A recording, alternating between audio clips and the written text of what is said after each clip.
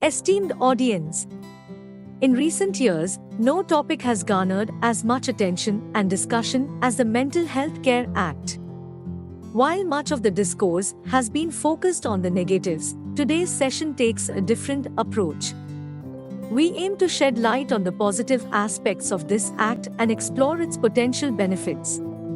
To ensure the success of this session, I am delighted to invite Dr. G. Bhagya Rao and Dr. K. Narasimha Reddy to grace the dais as session chairs. Both of these esteemed individuals bring a wealth of knowledge and experience to the table. I also extend a warm welcome to our esteemed speakers for this session, Dr. Radhika Reddy and Dr. Vishal Indla. We look forward to their valuable contributions as we explore the positive perspectives surrounding the Mental Health Care Act. Dr. G. Bhagya Rao is a renowned psychiatrist from Visakhapatnam. He has served as the Professor of Psychiatry and Principal of Andhra Medical College. Additionally, he has held the position of Director of Medical Education for the state. With his extensive experience and legal background of an LLB, Dr. Bhagya Rao is well equipped to provide valuable insights during this session. Dr. K. Narasimha Reddy, a distinguished professor of psychiatry, has contributed significantly to the field.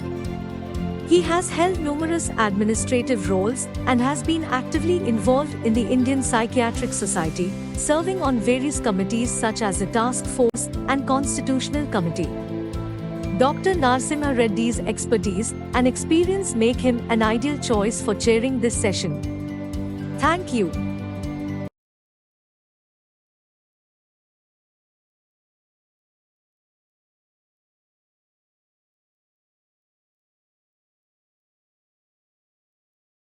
Ladies and gentlemen, it is with great pleasure that I introduce our esteemed speaker, Dr. Radhika Reddy. Dr. Radhika Reddy completed her MD Psychiatry degree at Sri Venkateswara Medical College, Tirupati, following her earlier achievement of an MBBS degree from the same institution. Throughout her career, she has held various esteemed positions, showcasing her dedication and expertise in the field.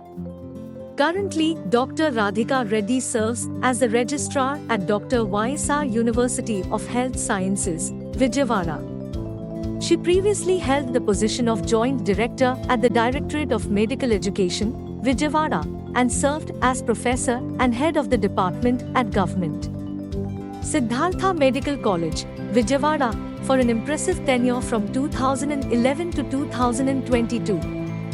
Dr. Radhika Reddy's contributions extend beyond her clinical work. She is an active member of professional organizations such as the American Psychiatric Association, the World Psychiatric Association, and the Indian Psychiatric Society. Her dedication to women empowerment is evident through her roles as the chairman of the Women Empowerment Committee in IPS South Zone and the convener of the National Women Empowerment Committee in IPS. Throughout her career, Dr. Radhika Reddy has made significant contributions to the field of psychiatry. She has delivered seminars and presentations at national-level conferences, raising awareness and sharing her expertise. Her work has also reached a broader audience through numerous appearances in print and electronic media, where she has engaged in insightful discussions on mental health topics. Thank you.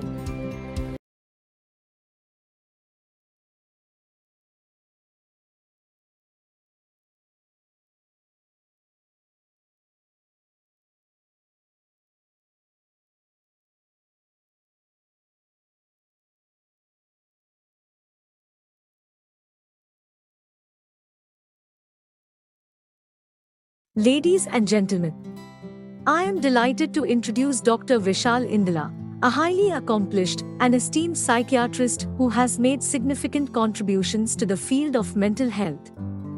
Dr. Vishal Indla's academic journey began with the completion of his MD in psychiatry at the renowned National Institute of Mental Health and Neurosciences in Bangalore, where he was honored with the prestigious Silver Jubilee Award for being the best outgoing student in MD Psychiatry. In 2007, Dr. Indla's remarkable skills and potential were acknowledged on an international level when he was awarded the esteemed World Psychiatric Association Young Psychiatry Fellowship at Melbourne, Australia. Dr. Vishal Indla's contributions to psychiatric research are extensive, with over 25 publications in reputable and peer-reviewed journals. As a dynamic speaker, Dr. Indla has been invited to share his expertise and experiences in various prestigious forums. In 2017, he delivered a captivating TED Talk. Currently, Dr. Vishal Indla holds the esteemed position of Chief Psychiatrist at Indla Hospitals in Vijayawada. This esteemed institution is not only recognized as a leading healthcare facility but also serves as a DNB training institute, nurturing and mentoring the next generation of psychiatrists. Additionally, Indla Hospitals is renowned for its postdoctoral fellowship program in child and adolescent psychiatry. In addition to his clinical practice, Dr. Indla manages a chain of exclusive child guidance clinics known as APPSYCON. With branches located in Mumbai, Hyderabad, Vizag, and Vijayawada, these clinics provide specialized care and support for children and adolescents, reflecting Dr. Indla's commitment to promoting mental well-being among young individuals and their families. Furthermore, Dr. Vishal Indla serves as a representative of the IPS South Zone on the National Executive Council, actively contributing to the development and advancement of the field of psychiatry at a regional and national level. Thank you.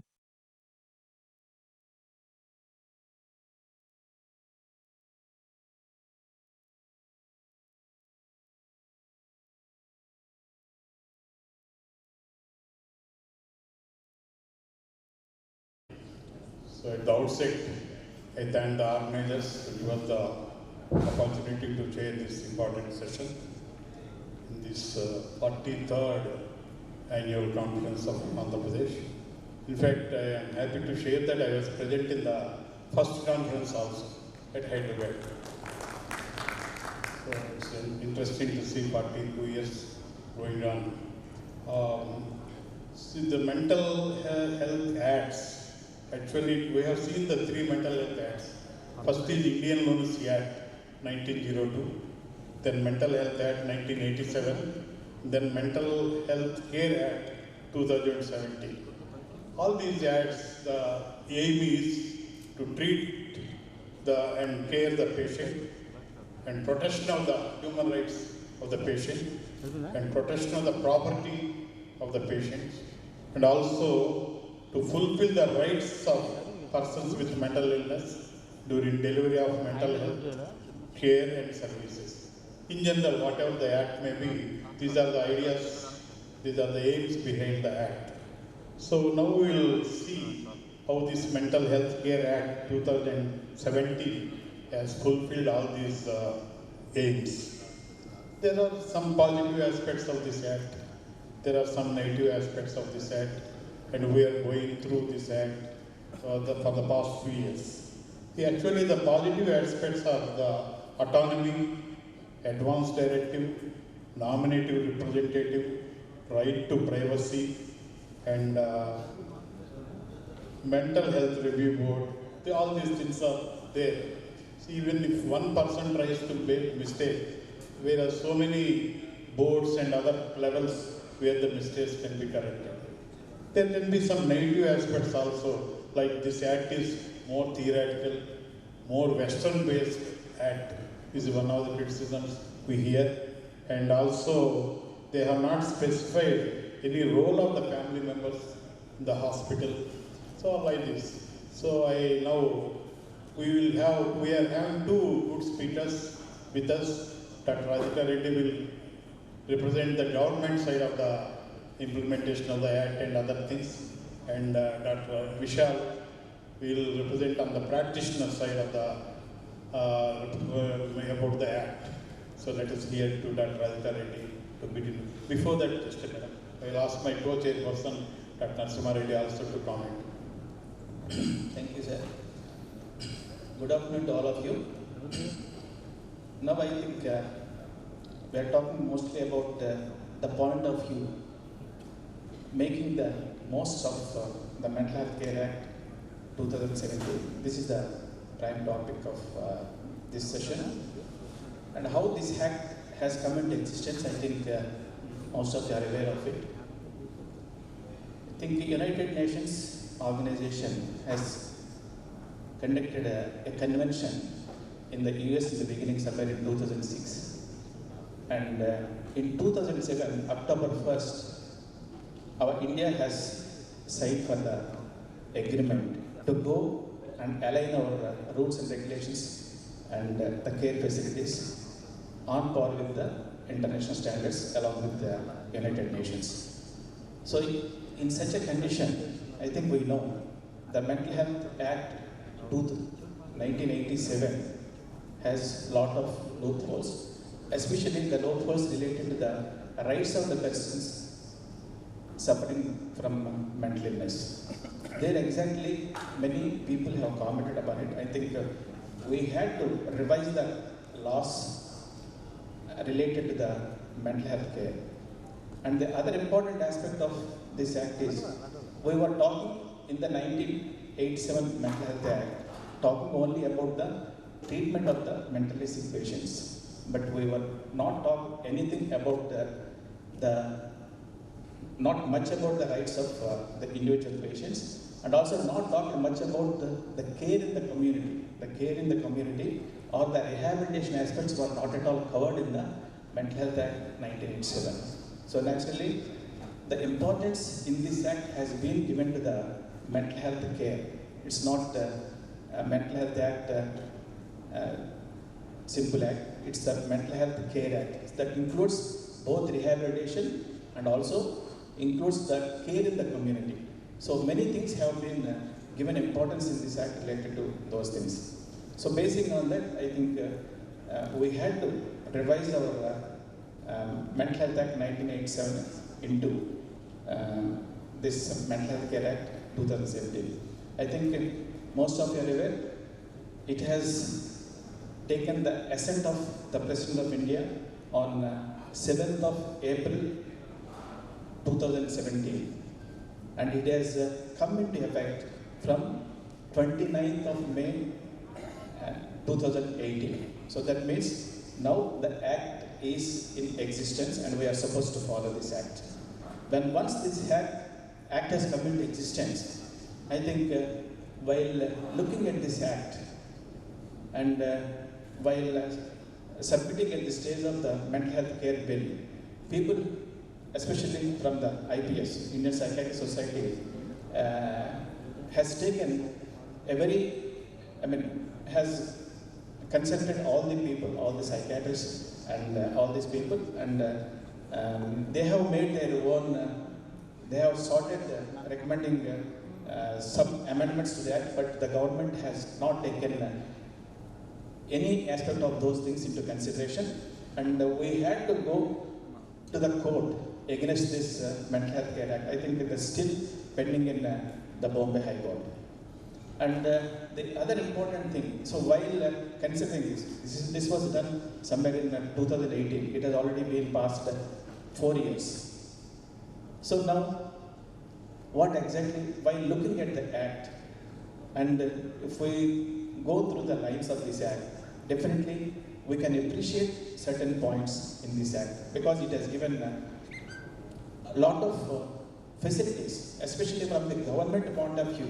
I think government is supposed to take care of many things related to the mental care facilities, mental health care delivery.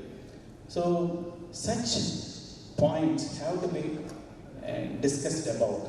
I think how best we can utilize this Mental Health Care Act 2017 from the practitioner's point of view, and how best service can be given from the government point of view. I think we are going to discuss it about. And many people thought about whether it's this act is a boon or a bane. I think this lot of discussions have been going on, and some WhatsApp groups like some WhatsApp group absolutely based on the Mental Health Care Act 2007 has been going on. A lot of discussions are going on. So now I request the first speaker, Dr. V. Radhika Reddy, to deliver the words. So if you, first thing is, if you marry somebody, whether you like it or not, after a few years, you beget children and you become a family, then you cannot leave each other. So that is how the act is now with the psychiatrists. So you have to live with this and practice with this. So first of all, I'm just giving you the definition of the act. So if we carefully read this, so the purpose of this act is to provide mental health care and services for persons with mental illness, and to protect, promote and fulfill the rights of such persons while delivering the mental health care to those, and also the services. So here, compared to the earlier acts, here the definition of the act itself, why this act is formed, it is very clear. It is only to protect and promote and fulfill the rights. So most often we, as a psychiatrist, we see it in a negative way only. We are afraid of acts, that is the main problem. And the definition of the mental illness also has been elaborated, and especially they have included these alcohol and other substance abuses into this. So that is the very interesting point about this act and in the definition. And again, mental health establishment, if you see, since morning we have been listening to all other ways of integration of treatments into our mental health. So Ayurveda, Yoga, Naturopathy, Unani, Siddha, Homeopathy, all these things. So before coming to the university as a person, so I was not aware of all these colleges and also the courses. So after coming to university, we have visited a few Ayurveda college and one government Ayurveda college and also one homeopathy college and all. So they have their own excellent treatments for even mental psychiatry illnesses. So that is one thing which we have to appreciate in this. And also the care of the patients with mental illness, either partly or whole. And the government hospitals are under this, and even the local, any establishment which can be owned or controlled, and any general hospital. So why I have stressed this point is, so the number of psychiatrists are increasing day by day, and so many of them are in government service, and few are in just running clinics, and few have established hospitals. So those who are having clinics, they could not have their own nursing homes. So a general hospital having a registration, so a corporate hospital or a multi-specialty hospital can also get registered under this act, so that a psychiatrist can admit the patient there and give the treatment to them. So coming to the government part, which has been taken very seriously by the Andhra Pradesh state government. So they have conducted several meetings related to this Mental Health Care Act. So all the IAS officers and the government officials may not be, they are not really aware of this part of the medical profession, especially psychiatry, because in one meeting, Principal Secretary was asking us, what is the difference between psychology and psychiatry? So that is how usually it is. So the preliminary meeting was held in 2018, and at that time the Principal Secretary, Madam Poonam Malkonde, was there, and in that meeting they have emphasized the need of awareness of mental health.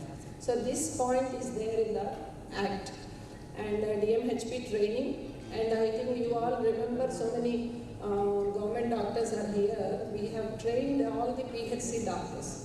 So they have given very beautiful handbooks about all the psychiatric conditions, and we have trained them for 3 days, all the PHCs. And then from then onwards, the referrals from the PHCs has increased to the government hospitals. And they have decided about the drugs distribution even in the PHCs at that time. This was the first meeting, and in the second meeting, that was in 2019, the same principal secretary was there, and by that time they have all the nominations and they have selected the SMHA members, and the SMHA was established. And they have also started the draft rules for SMHA, and they also decided to have these boards as per the Act, and also they have decided to have these boards in district hospitals or a teaching hospital or a medical college like that.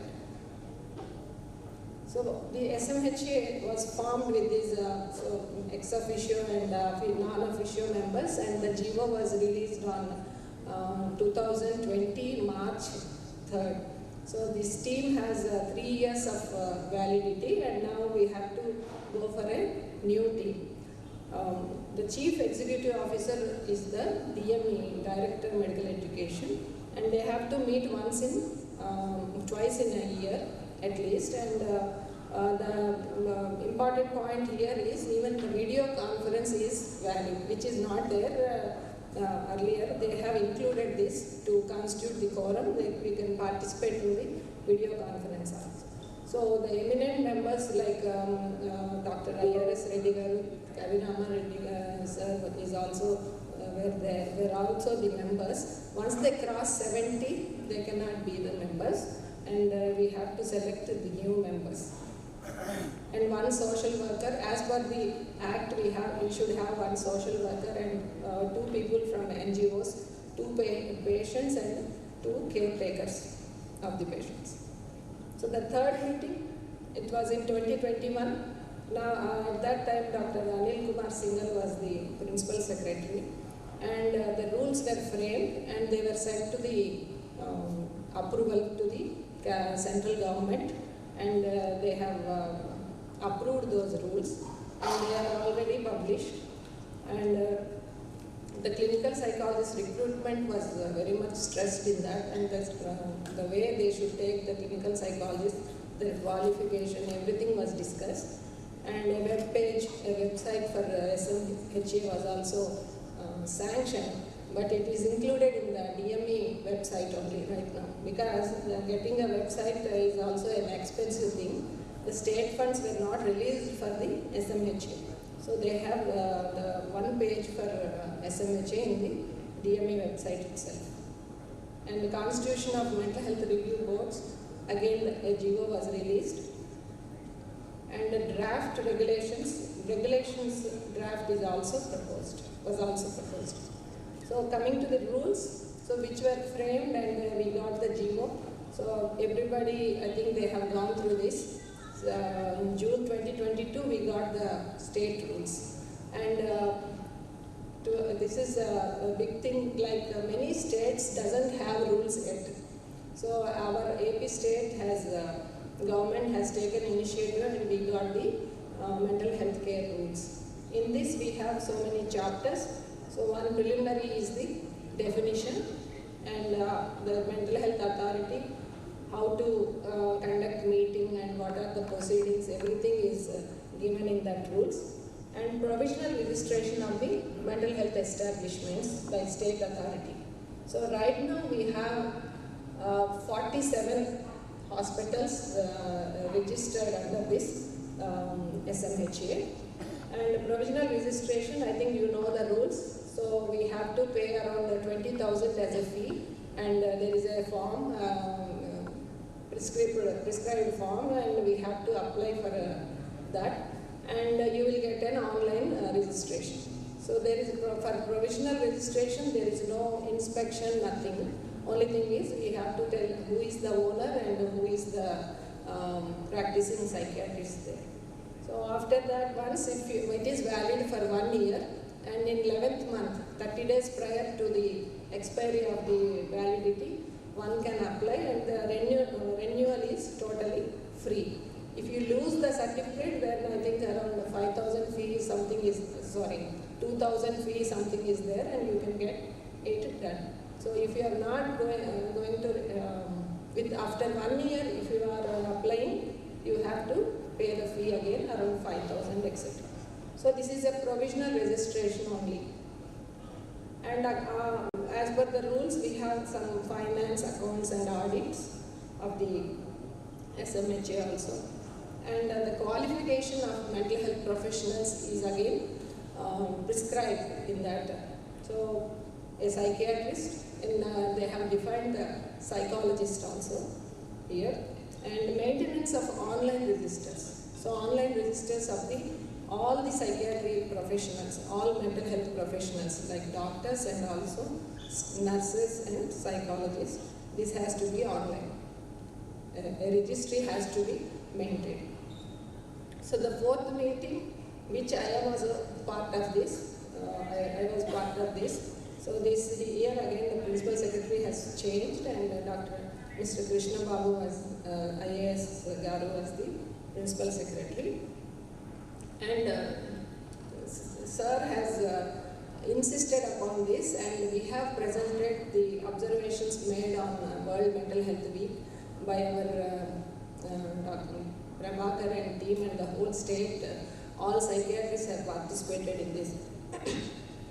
The activities of suicide prevention and World Mental Health Week were presented.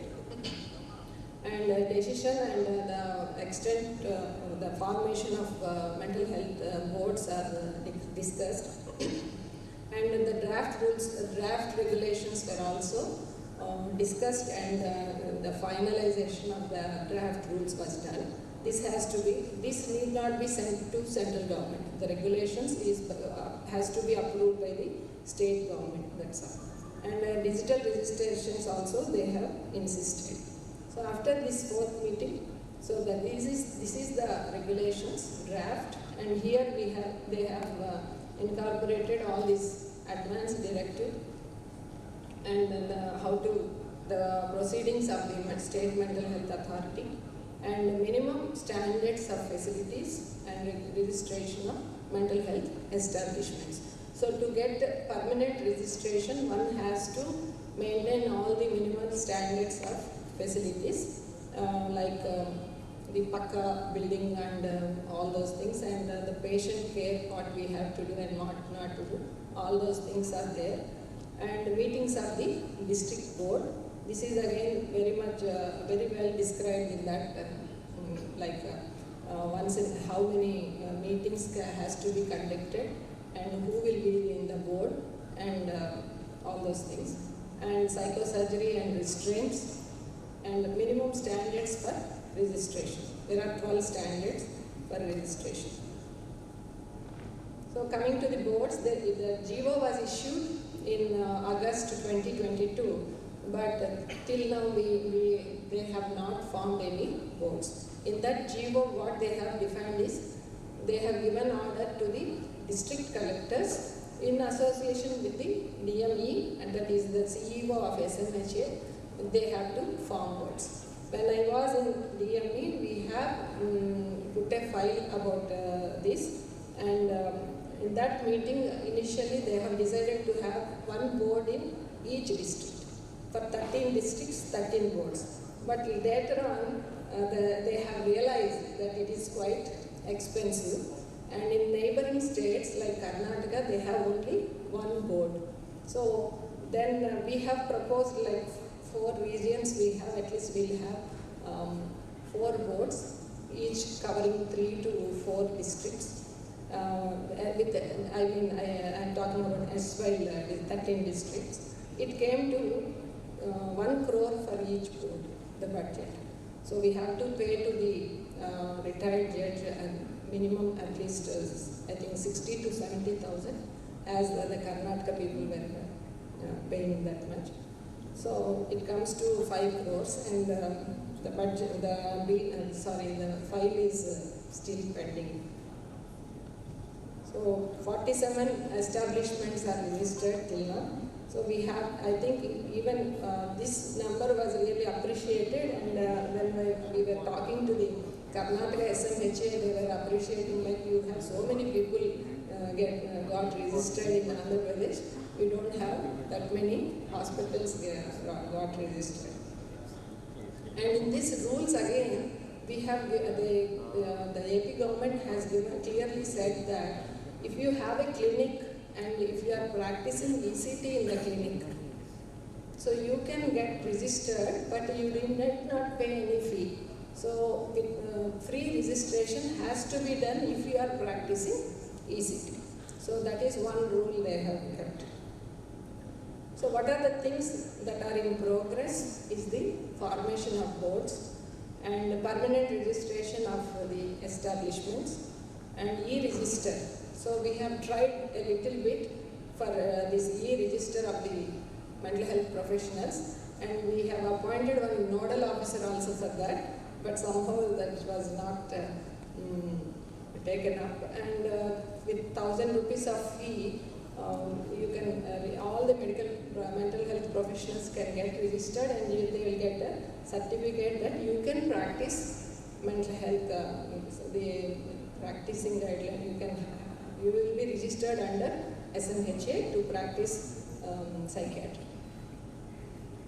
So this for SMHA again for functioning that authority needs some fund. They have around 8 to 9 lakhs fund which was collected through these provisional registrations. The state government has not allotted any fund to SMHA till now, and they require some staff also, which was not done yet. So this is Mental Health Institute Kadapa. So 100-bedded hospital going to be opened very soon, I think maybe in August of this year. So as per the Act, we have many positive things, especially from the government side. So government has more responsibility. So we need not get afraid, because like the government itself has many responsibilities, and they have to start some community programs and all those things. So that is the reason when we have put a file for child and adolescent unit in Vizag. So we have written like in this Act for fundamental rights of minors, you require a separate unit, something like that. We have given all the details that are there in the Act for a child psychiatric patient, and also we have given the functioning and the budget and all those things, and ultimately the dream has come true and we got the unit. And before sanctioning the unit also, temporarily they have given a permission to start the unit, because we have a child psychiatrist there. They have given all the guidelines to start the unit there at Visakhapatnam. So clinical psychology courses, again they were insisting, and on behalf of in the university they have taken up that, and they have started all the background work for starting clinical psychology courses. And government has already started de-addiction centers in all the districts, almost in all teaching hospitals. And child psychiatry, as I told you, we have at Visakhapatnam. And Institute of Mental Health, with 100 beds and almost 118 staff they have sanctioned for this hospital. So that indicates that definitely government is very keen to take up the mental health issues and all those things. When compared to earlier, we have this, in the past few years, there is a lot of changes in the mental health provisions. And the last but not the least is Arogyasri. So why I have put that is, so in the past few months, almost all the medical college hospitals, both government and private, got empaneled with Arogyasri, and they are doing a lot of good work. So earlier they have not included psychiatry in the Arogyasri, and they were not, even if we apply also, they were not empaneling it. And now they have empaneled, and we have many new treatments, and all the diseases are covered under psychiatry, and that is a really good boom for all the government hospitals and also the psychiatrists, because we are able to do a lot of contribution and also good work towards our patients. So what is expected more is, as per the Act, so we are, the government is supposed to provide all these things, and we look forward all these things will be happening in the near future. Like the care, high support needs has to be addressed. So child mental health services, anyway we got it. Generic medicines and geriatric health services. So the NGOs, again, the NGOs that are associated, especially with the GHMC, there are few NGOs. This is again, as per the Act, the DME was proactive, and they have taken, they had some MOUs with this Banyan and Shraddha and Mano Bandhu, etc. And they are, with this NGO's contribution, they are able to send many patients to reunite with their families. So this is the Banyan. And this NGO, so this Banyan was, for 1 year they have functioned, and the government has paid around 30 to 35 lakhs to this organization. So this is Mano Bandhu. Since morning, our DME was mentioning that, and the TTD people, they have given some premises, and also they wanted to provide food and free food to all the homeless psychiatric patients if they get admitted there in those homes. So thank you very much for this opportunity given to me. So from the government side, as per the Act, they were really proactive, and we are supposed to ask for certain things from each teaching hospital and other facilities, especially the medical colleges and the district hospitals also, wherever the psychiatric unit is there, part of the Act, so that they are ready to give us so many amenities, and it is our responsibility also to take up those things, and I wish we will be doing that in future. Thank you very much for giving me this opportunity. I'll be focusing on how to make the most of the Act from a practitioner's perspective. I've been private practice for a very long time now, and the first time I heard about this was in around 2012-2013.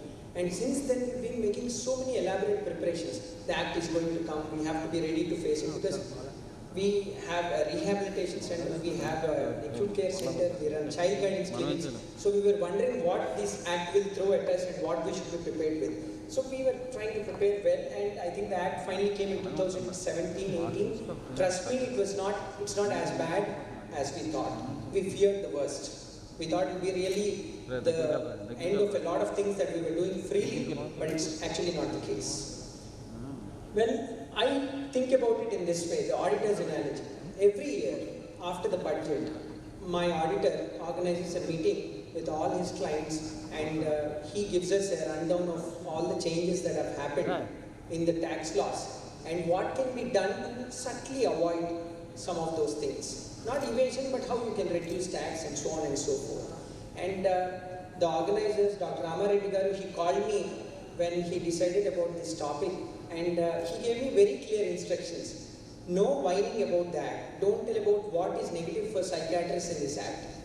Talk about what you can do to benefit from the Act and share these things with the rest of the audience, and of course the very, very senior colleagues in the audience who can also throw some light on some of the things which I may not know and which we are not practicing. So the focus will be very clearly on what can be done about the act for our best interests rather than what are not good and what can be improved in the act. Luckily for us, the first good thing is, unlike the budget, every year we are not looking at amendments to the act. So that's a good thing. You don't have to worry about new things, you have to prepare every year and change your practice accordingly. Well, I am looking at some 11 ways to benefit from the act. The first one is registration is only for mental health professionals. Now the point here, according to the Act, there are only certain people who are qualified to be mental health professionals. Psychiatrists, of course, are at the top of the list. There are other people like Madam mentioned, Unani practitioners, etc., who specialize in psychiatry. But let's be realistic. How many hospitals are run by Unani people for mentally ill patients? So basically, though it's there in the definition of the Act, we don't have to worry about all the other people who are defined as mental health professionals. So basically the field is open only for one professional, and that is the psychiatrist. In a way, whatever monopoly we wanted in mental health field, the Act has kind of indirectly facilitated that for us. So I think that's a big positive for all of us. Also, there are so many other places where mentally ill people are housed now. All those places need to be registered. We'll come back to that a little later. The next thing is about OPD records. Now again, the best thing about this Act is what it talks in terms of whom to give the records for. Previously, when there is a lady who is our patient, the husband brought her to the hospital. Later on, there is some divorce litigation. The husband's lawyer sends us a letter saying, you give us all the information about the patient who was admitted with you earlier or who was seen by you earlier. And sometimes the lawyers are very harsh in the way they document these letters to us, and it was creating some amount of panic to us. But according to this Act, it's very clear that the records can only be shared with the patient and nobody else. So even if it's a husband or anybody else, they cannot ask us. Of course, if the judiciary asks us, there is a criminal case, something going on in the court of law, that's a different thing. Or an NR, a nominated representative, can be given the records provided the patient has no capacity to take decisions on his or her behalf. So again, all this harassment from lawyers, which used to happen earlier on, why are you not sharing the records? We'll give you only this much time, otherwise we'll go to the court against you and stuff like that, now doesn't hold any water. All you have to do is to take the relevant section, put it in that. We've done it multiple times in the last 3 years. We get letters from lawyers saying, why are you not sharing the records? It has sensitive information which my client needs about the person whom he's involved in a litigation with. And we send a very blunt letter now. The Act has given us that confidence to send a very blunt letter back to the lawyer saying that we are not authorized to do this, do what you want. That kind of language is acceptable now because the Act has empowered us. Also, the records need to be kept only for 3 years. Previously, there was a lot of ambiguity about it. Now we are very clear that the records need to be kept at our end only for 3 years. For IP patients, 3 years from the last time of contact. For example, they were admitted, say 1 month back. 3 years from here is what you need to keep the records. Now, there are various other standards for this depending on whom the hospital is registered with. But since we are talking about the Mental Health Care Act, 3 years is all we need to house the records. But of course, it means a lot of paperwork also that has come with the Act, and one has to accept it. Even for OPD patients, there is a basic record format which the Act has provided, and you need to maintain that amount of record even for your OPD patients. Now, what is the good thing about it? Unlike our NIMHANS days, where a history is about 5-6 pages, the Act doesn't ask you to write 5-6 pages of history. It's just a single page format which needs to be filled briefly. But that needs to be with you for 3 years for every outpatient also. So there is a plus here that you don't have to write long detailed histories. The court doesn't need it. You can always say this is the format. I just made whatever is required in the format, and that's acceptable. But at least that much we have to do. What about high dependency units? Now the Act also gives certain newer revenue streams for mental health professionals, for psychiatrists, for people who are running these hospitals to generate some extra revenue. One of them is the high dependency units. Those who are sectioned, I'm sure all of you know what sectioned patients are. Those who are admitted for high support needs involuntarily. say under section 89, section 90, 94, those are the kind of people generally who have high support needs. What would high support need mean? Somebody who's catatonic, somebody who's extremely suicidal, somebody who's very violent, somebody who's not able to take care of himself, he's not eating at all, or somebody who has comorbidities because of drug abuse, they are in withdrawal delirium, have medical issues. All those people fall under high support need patients, and many times they may have to be sectioned also. And the Act provides for special care for these people. Recognizing this, Ayushman Bharat, which is the central government health insurance scheme, has actually given packages which are much more expensive, or the government would give more money for those patients who are sectioned and who are admitted under the high dependency, in the high dependency units. Of course, at this time, the high dependency units and Ayushman Bharat is only for the government institutions. However, the insurance schemes, the insurance companies are taking a leaf out of Ayushman Bharat when they are designing their insurance packages for their respective clients. So in that sense, high dependency units having something, high dependency means not like a cardiac ICU, mind you. It's having a suction apparatus, having oxygen, having a medical officer round the clock. Things like that, some good nursing care. Those are the kind of basic minimum standards that high dependency units are expected to have. The other point that works in our favor is about restraints.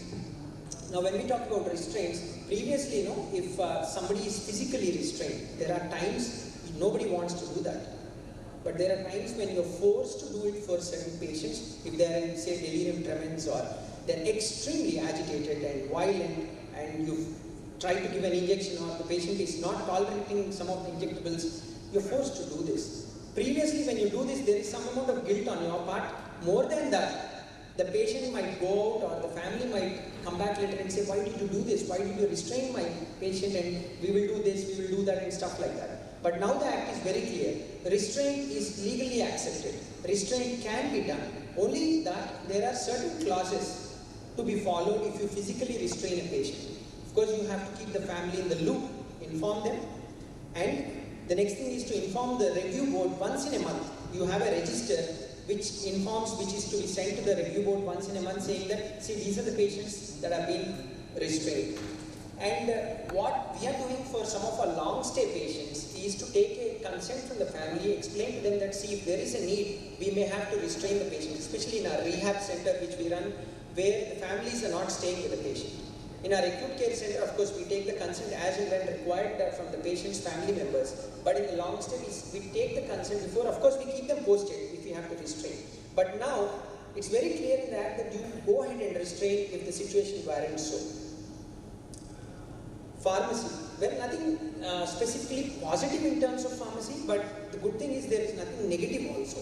So there is no restriction on a psychiatrist dispensing or using medication in his office, dispensing at his end. The Act does not impose any kind of restrictions on pharmacy and the way the drugs are dispensed by psychiatrists. And I'm sure for most of us, pharmacy is also a part of our revenue generating stream, and obviously it makes sense that the Act did not trample upon our rights to dispense medication or impose any restrictions on that.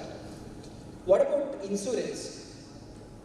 Well, for the first time, this Act has made it mandatory for all companies to have insurance like for any physical illness.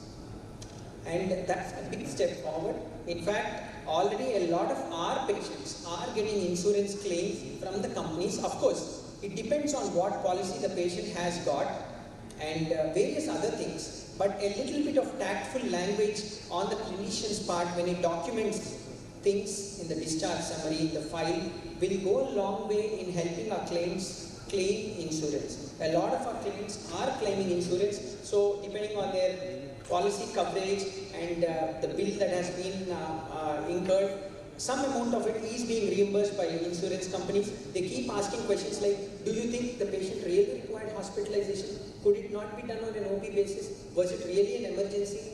And all we have to do is to have somebody in the office who can draft letters and send them back 2 or 3 times, and then the insurance gets accepted. And we've had tens of patients whose insurance claims have been accepted who were admitted with us. And we make sure that from our end we give all the responses to the insurance companies so that they close it at their end and there is no loose end there. Discharge planning and capacity assessment. Well, these are two separate steps that the Act specifically talks about. It says that for every patient, the onus is on the psychiatrist to do the discharge planning at the time of discharge. So what is discharge planning? Basically nothing. That once the patient goes home, who is going to take care of the patient? Who is going to dispense medication, give the medication to the patient? Who is going to bring him back to the follow-up again? So these are some, there are about maybe 7 or 8 points that need to be covered about the patient's care and well-being once he goes out of the hospital. And the Act and also even Ayushman Bharat provide a separate amount of revenue for even discharge planning. The bad thing, of course, is that the discharge planning, and if something goes wrong in the community, somewhere the language says that it is the psychiatrist's responsibility to make sure that the patient's well-being is ensured in the community, which is obviously practically not possible. But generally speaking, discharge planning is again with the psychiatrist, and a little bit of time spent in documenting these things, giving a copy to the patient, having a copy with the hospital can be an additional revenue generating stream. Though we are not doing it, I know hospitals which are using this as another stream of generating revenue. There is another thing called as capacity assessment. I am sure all of you know, when you are sectioning the patient, 89, 90, any of those sections, you need to assess their capacity before you can override the patient's right to say no to hospitalization. So usually it's done at the time when you first see him, and then it has to be done on a recurrent basis, once in a week for the first 4 weeks, and then once in a fortnight through the period of his admission. Again, capacity assessment basically talks about 3 items. I won't go into the details of that, but it's basically to assess if the patient has got the capacity to understand the need for hospitalization, to assess the risk of treatment, and whether he is able to communicate his decision to the treating team. So doing this capacity assessment is again another stream of revenue generation for the hospitals. Of course, it's a little bit of time-taking process, especially when you do it for the first time, but it is mandatory when you section any patient. You cannot section a patient without a capacity assessment. So even if a patient is harmful to self or others, if he has the capacity to say no to his treatment, well, the Act is clear that you don't want to touch those kind of patients. Section 309, you all know what Section 309 is. Though there have been multiple representations to the government to decriminalize suicide, it was through this Act that it was made very, very clear that suicide attempts are no longer punishable. Previously, no, there is a lot of issue both for the psychiatrist and for the patient. How many times have you heard that patients are not comfortable going and talking or taking care or treatment from a psychiatrist because they have to go and talk about their suicide attempt, don't know what the psychiatrist is going to say, whether he is going to take it up with the police station or give a complaint or whatnot. So psychiatrists are also touchy because there is some onus on them to document these things and then take it up. The patient was more touchy because they don't want to end up in unnecessary legal issues. Already the patient is under a lot of mental turbulence, and that's why he probably attempted suicide in the first place. This Act clearly says no more punishing all those things, no more registering cases against them. Makes it much more simpler for a lot of our patients to access care. The next thing which I like the most about this Act, until now, you know how many places mentally people are housed in today's world, right from certain religious places, to NGOs, to all kinds of destitute homes, orphan homes, you name it. There are multiple places where mentally people are kept today. But according to this Act, from now on, if there is a person with mental illness, whatever place it is, that place needs registration. Nobody can operate without registration. So in our place, in our locality, and I know a lot of places in the state where people are chained, people are put in places called as mental asylums, run totally by quacks, through alternative medicine. Sometimes, God knows what they do, but all those things are now liable for proceedings, criminal proceedings as well. The Act strictly prohibits those things. Of course, somebody has to complain against them, but their days seem to be numbered. Once Act gets more and more into implementation, there are district review boards. I'm sure their days will slowly get numbered. And that means a lot of patients who are housed in these unhygienic, unqualified places will actually come to the mainstream seeking help from professionals like us. The next thing is about the MSc override clause. This is another thing that I like. Previously, when you have a particular license, some other organization, some other government body comes and tells you take our license also. There are so many, APPSYCON, the Private Nursing Homes Act, and so on and so forth. Previously, we were scared of so many organizations. You have to be registered with this, with that, and that also. Now the act is very clear. Just register as a mental health establishment with the state mental health authority, the way Madam has explained. And once you register, you are not liable to register with all the other aspects as well. Of course, the only thing is if you want, say, NABH accreditation, that's a different aspect.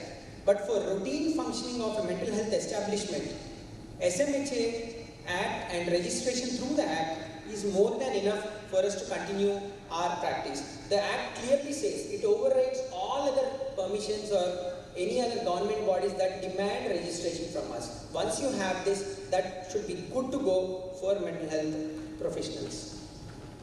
Again, there is section 94, it's called the home pickup section. Actually, section 94 is treatment for emergency conditions in the time that the patient is extremely disturbed in the community to bringing him to a proper mental health establishment. That's section 94 in a nutshell. So what about home pickup? Previously, a lot of people were doing mental health ambulances. That is, they would send ambulance to a place, pick mentally ill from their homes and bring them to the hospitals. And a lot of them ended up in local issues, legal problems, all kinds of problems, because that was not an appropriate way of doing things. But now this Act, according to this section 94, very clearly tells that if a patient is disturbed and if he needs care on the representation of a family member, you could send one of your doctors in an ambulance to his home. And once the doctor feels that, yes, this patient actually has got a mental illness and suffices criteria for emergency treatment, then he can be brought to the hospital. So you tell me how many people have this right except the police? I can't think of anybody else, and maybe the mafia. I can't think of anybody else who is kind of, has this right to go home and pick people up and bring them to the hospitals. There is so much responsibility that has been put on psychiatrists through this Act. And when all the talk of not trusting the psychiatrists and all that is there in some parts. But again, this is something, I think it's a great responsibility for us that we could go home, and if you think that somebody is mentally ill, you are legally permitted and authorized to bring that person to the hospital for further care. I think that's a great privilege, honor, and a big responsibility for us. So, and of course, it's also a means to generate additional revenue for hospitals. So these are some of the ways that I thought we can all use to benefit in a positive way from the Act. There are a couple of, one more bonus point. For the first time, SMHA gives a big voice to psychiatrists, especially psychiatrists. If you look at the composition, this is the state mental health authority. If you look at the composition there, you find a lot of visionary, legendary psychiatrists who are in our midst, a part of the state mental health authority. They are all of very, very high credibility and a lot of experience and wisdom. Luckily for us in our state, we have this kind of a state mental health authority which is filled with psychiatrists. Nothing happens coincidentally or randomly. There was an ad in the paper and it was a great push from a lot of people, a lot of visionaries in the state, senior psychiatrists, who all made this possible. Now if you see there are Dr. Ram Subbareddy is there, he is the eminent psychiatrist. The late Dr. Palli Mohan Rao is there, Dr. Karri is there, Dr. IBL is there, and that's a lot of psychiatrists. And of course, this is of course very unique for our state. I know when I am the representative with the national EC, and when we have discussions about the state mental health authority and how some people in the authority itself are against the psychiatrists, we are very happy and proud that in our state, the entire SMHA is filled with very highly responsible psychiatrists, and it is quite reassuring for all psychiatrists who are registered with the mental health authority. So I think it also gives voice, no? Even if these people change tomorrow after their term, still there is scope for about 2 or 3 psychiatrists easily. And at the end of the day, our own psychiatrists will understand our troubles in a little better fashion. Especially eminent psychiatrists should be from the private sector, it says very clearly. So there will be somebody from the private sector always, and the Act has kind of legalized that. So all these things are various layers of cushion and reassurance and buffer for psychiatrists who are practicing in the private sector. Some quick don'ts with the mental, what you don't want to do to end up on the wrong side of this Act. Admission without registration, don't take a chance. If your patient goes out and complains, it will become a big issue for you. The penalties are not less. It could even mean imprisonment up to 6 months. That may not happen, but why do you want to take a chance? Registration is such an easy process as was mentioned earlier. ECT on OPD basis cannot be done without registration. Since morning multiple times this point was brought out, there was some ambiguity, no more any ambiguity. If you want to do ECT, even if it's on an OP basis, please do register. And please choose your patients a little wisely, even if it's on OPD basis. OPDs don't require MSCA registration. But sometimes, no, there will be a family which brings a patient and says, give him an injection, he is psychotic, he is not willing. You are tempted to do something against the patient's wish. Patient is a lawyer or a litigant person. Be a little more careful in such kind of things. I mean, at the end of the day, if you don't feel comfortable doing something and if you feel that the patient is litigant, even on an OP basis, if you're not registered with that, please choose wisely which patients you want to touch and which patients you want to treat. You can't be the guardian of the galaxy and of the entire mental health. Whatever you can do through the Act, you can do with full liberty. The next thing is sanctioning without proper processing. So some of the loopholes that psychiatrists sometimes do is not to follow the proper process. I won't go into the entire sanctioning process, but even documenting MSc findings is extremely important. I can't just say I sectioned under 89. I will have to say why I have sectioned a particular patient under 89. And please do have indemnity, adequate coverage for your professional services that you offer. The higher, the better, especially once you are in inpatient setup. And most importantly, some of our friends in the north and some of our friends in the neighboring states have had huge trouble and have even been imprisoned for the simple fact that they gave their name to a rehab or a de-addiction center. And they were going there, say, once in a fortnight or once in a month. They have absolutely no say in what kind of decisions that rehab center takes. That's managed by an ex-addict or an NGO or whatever. But the psychiatrist has no say in administrative matters. But he's the only psychiatrist whom the NGO shows on their labels. That's a very risky thing. If they are not registered, don't give your name. It's your right to find out whether they are registered or not. You cannot say, I didn't know whether they were registered, I just gave a name. That's not acceptable, and the Act is very clear about that. So please engage yourselves with people who are registered and who are doing good work and credible work. Don't give your names to murky people and then get yourselves into trouble, because it has already happened elsewhere. Well, problems with MHCA, as I've already discussed, I don't want to go about it, but the last point that I want to mention is that it's exotic but quixotic. Basically meaning, exotic is something from foreign. We all have our fascination towards foreign that, foreign this and stuff like that. It's exotic, but it's quixotic. It's absolutely, some of them are unrealistic and too ideal for a setup, for a culture like ours. This Act pits not only the psychiatrists that we have a bad intention for our patients, the family also has a bad intention against the patients. That's very, very sad for a culture like ours. It simply doesn't suit. So, well, unfortunately, that's what it has been copy-pasted from the West, and certain things are good, certain things are bad. But those are some of the issues still with the Act. To sum up, this Act makes us really special. As much as we want to whine and complain about the Act, there are some positives. There is always a group that will say this is not, that's true, but it's an Act now, it's a law. We have to see what is best in it for us. There is obviously more paperwork, but definitely once you do the paperwork, at least you are reassured, because you are kind of backed up by the law itself and the mental health review boards. Nobody will say anything because you follow the process, and it says you can section, you can put them against their wish, you can restrain them. All these things are provided by the law, so we don't have to worry, tomorrow somebody may say, why did you put that fellow against audiences wish, that fellow may go out and complain against you, nothing will happen. As long as you followed the law, that act is fully supportive to us. On the surface it looks very scary, but as you start practicing, it is easier. And well, the final point about the act reducing income. I've heard a lot of this, that once the act comes, our revenues will go down and it will not be good for him, stuff like that. But to be frank, just tell me how many of you, just because of the act, that your revenue stream has come down. There could be 100 reasons why the revenue streams would have come down. It could be the economical reasons, social reasons, all that stuff. But act leading to lesser income, well, I personally don't agree to that kind of an opinion, and it will be nice if somebody can throw some light if you have a different opinion. Well, that brings me to the end of this presentation. Just want to end by saying one minor thing with the permission of the chairs. We have a PDF in child psychiatry. The applications are invited now. We have 2 seats accredited to the YSR University of Health Sciences. So if any of the young postgraduates who have just completed are eligible, please feel free to visit our website and send in your applications. I thank the organizers for giving me this opportunity. It's always nice to present when Dr. Rama Reddy garu hosts. There is huge reverence for him.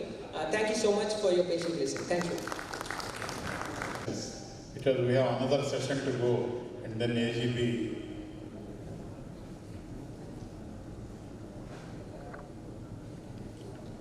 No, sir, that's the other way around. So if you are registered under Mental Health Care Act, you need not get registered under Nursing Homes Act and other things. If you are already registered under that act, till that registry expires, like the duration, no, you have to be... the chapter 10 of Mental Health Care yes, clearly says that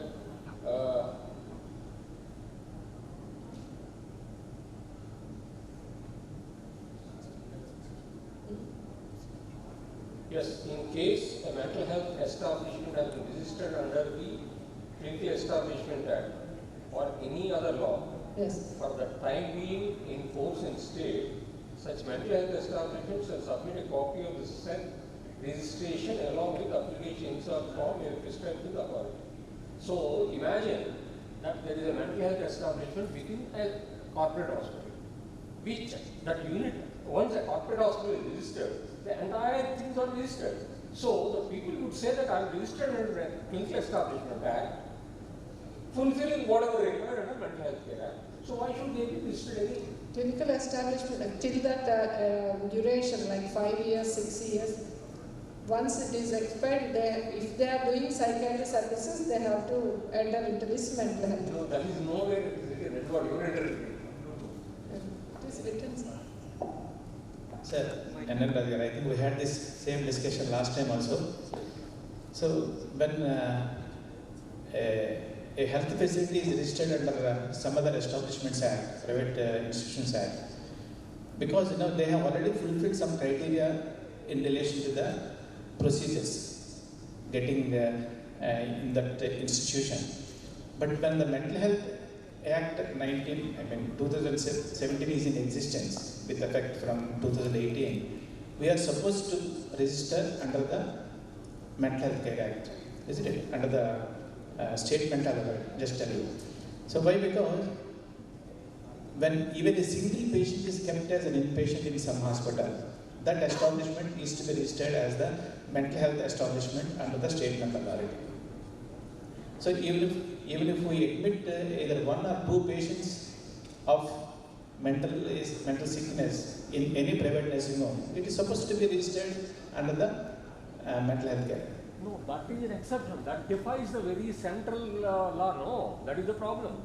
Because the central law says if you are registered under mental health at some other establishment, you don't need to go with the mental health.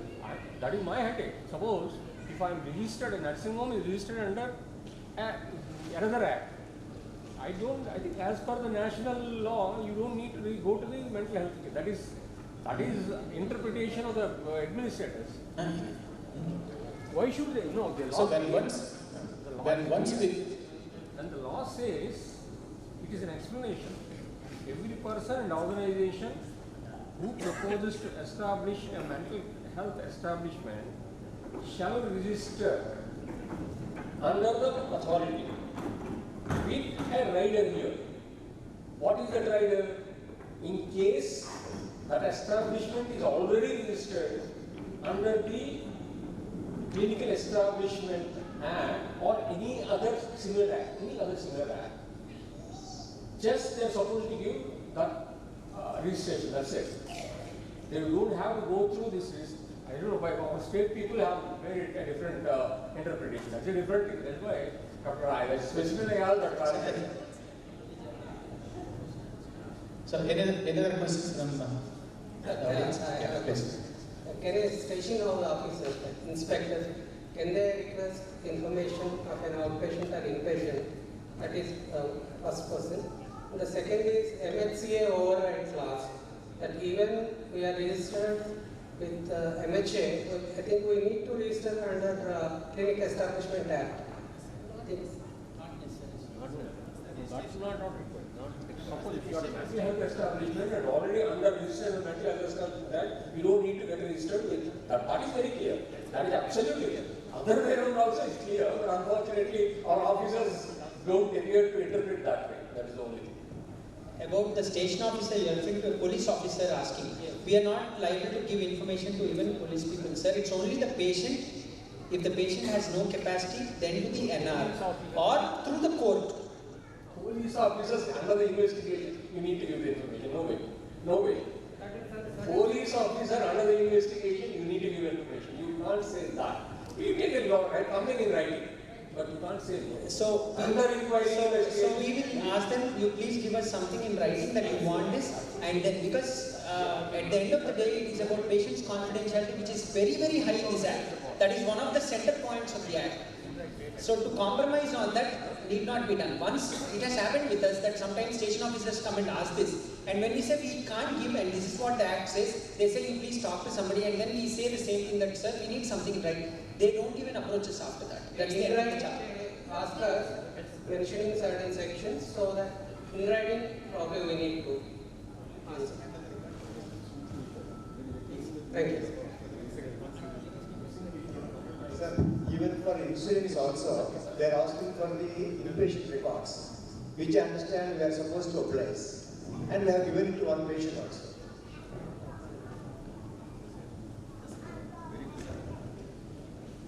I'm happy to listen to both of the psychiatrists, the perspective. Only I was expecting, and from the government side, I thought I'll get a little more clarity on what happens to the private medical college psychiatry units. Now, just 2-3 comments. What happens to the patient in the government medical college psychiatry unit? See, there is this law, this act is little silent on that. The third point, which I think I'm happy today. I'm happy because only 3 states have the rules in hand. And they are, as usual, Kerala first, Karnataka second, and Meghalaya. And Andhra, Telangana, and all the states are in the queue. So, I think, when I say the rules have formed, they are not gazetted. They are not, unless gazetted. See, the order, the process. I mean, here I'm trying to look at, the same thing happened with the previous Mental Health Act as well. What I need to suggest is, if you really follow as N.N. Raju is pointing, we should have district boards across each district. And each government is taking a rule. So I'm just trying to say is we will not get frightened. And I'm particularly happy with Vishal, what he said is, if we are practicing correctly, follow those 2-3 things, document little more, and go further. In Asha Hospital, which we are having for more than 3 decades, I think we never had any problem in the past. Even now, we don't have problems in the admission, but our work definitely. And as I said, both Telangana and Andhra does not have right now formalized system to operate. We are registering, that's a different thing. Just registering doesn't matter anything at all. No sir, I don't, we have the rules and they were gazetted. I have told you the GO and they have been sent to central government, we got the approval and the state mental health rules which are framed or gazetted. In Ma, Andhra Pradesh. I'm just quoting this from the central government. I've just gone through Google. The central government approval is still pending. Still pending. Yes. Unless you tell me, show me. See, central government, see, these rules have to go to the center and center. See, I'm quoting from what is there in the website of the center. So I might be wrong, but I'm quoting. See, what is mentioned is only these 3 states have been approved and others are pending. 9 states are pending. I'm telling you, I can give you the list. In that, Andhra Pradesh is there. We got that approval letters as central government, and then only the GO got released. And the second thing related to, maybe the website was not updated, but the second thing, as you mentioned about the private colleges, all the private college psychiatry units were registered under the SMHA of Andhra Pradesh, and they are admitting the patients according to the state mental health rules. All are asked to register. I request my co-chairperson to conclude. So, thank you Dr. Vishal and Dr. Radhika Reddy for your excellent presentations from both the points of view. That is one from the government points of view and the other from the practitioner's point of view. I think it's a time for all of us to, rethink about the implementation of the Act, which is already in existence for the last 5 years. So, we just cannot say we are not fully aware of this Act and their implications in our practice. I think the GO of registration, central government is here. It's there. Only after getting approval from the central government only this GO was released. So state mental health rules have already been there. The central government has issued from the letter from the Undersecretary of Government, Minister of Health, Family Welfare, letter number 1516 in April 2022. It has been. Okay. So, website is not updated.